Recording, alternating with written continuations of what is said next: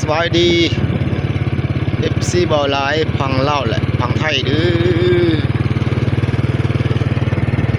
วันนี้เบาหลายออกกันไว้ไปหาฉีดยาและซักยางัวเด้อพี่น้องทุกคนเบาหลายสิได้บรรยากาศสดๆตามเส้นทางมาได้สักยางัวทุกคนแล้วมาซักงัวอยู่ทางนอกเลยทุกคนจักงัวญาติพี่น้องเขตนอกเป็นคนอยู่บ้านป่าพาดอนอยู่บ้านยอดไว้ไปหวยเป็นคนงัวเพิ่นอ้อผากทางเหนือไปแล้วตามเส้นทางดำไกลคนประมาณ10 กิโลคนแต่บ้านเบาหลายมานี่ก็ได้งัวเพิ่นไปฝากเลยเพิ่นมันบ่สบายเพิ่นเลยหาเบาหลายไปซักย่างให้ทุกคนนี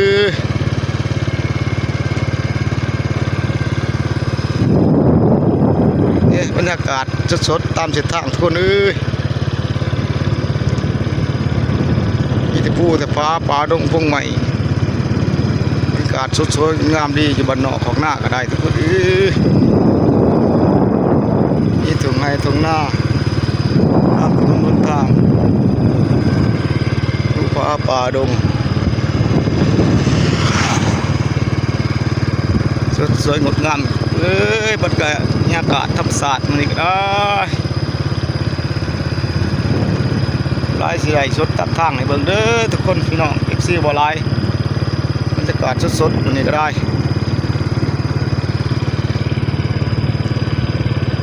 ตามตรงไห้ตรงหน้าตามเส้นทางสวยงดงามดีเขาน้ำทำป้าแท้นี่กูวานเป็นดำในคุณแถวนี้ก็ได้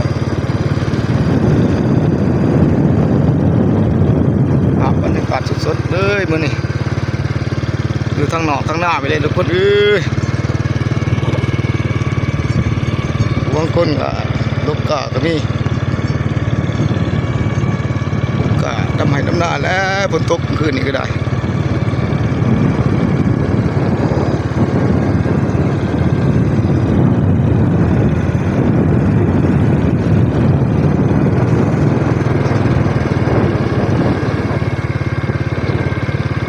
อะไรบ่หลายเลยกัดประสักยางงัวญาติพี่น้องคนงัวเพิ่นก็หลายเพิ่นไปฝากพุ่นแล้วทั้งเหนือไปเลยทุกคนบ่หลายสักยางงัวเนี่ยดอดว่ะเขาโทรมาว่างัวบ่สบายเลยมาหาบ่หลายไปซักให้ทุกคน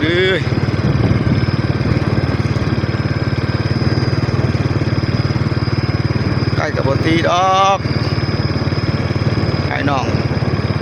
บ้านหนึ่งเมืองเดียวกูมันได้ฝากหัวก็ได้ใกล้ไปมา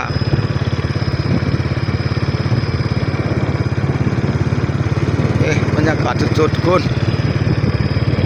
ฝนตกแต่ว่าน้ำมันท่านมีทุกคนฝนตกวันนี้คืนนี้ก็มันมาจากแห้งปานใด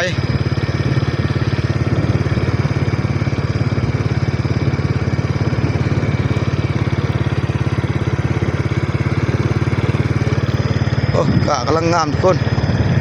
น้ำท่านมีดำหน้าก็ได้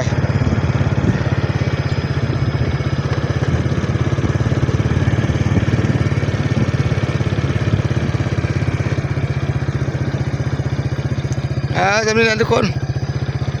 มาไล่ขี่รถขึ้นภูแล้วเดี๋ยวนี้ไล่ภาพถ่ายภาพสดให้เบิ่งซ้ำนี่แหละทุกคนบ๊ายบาย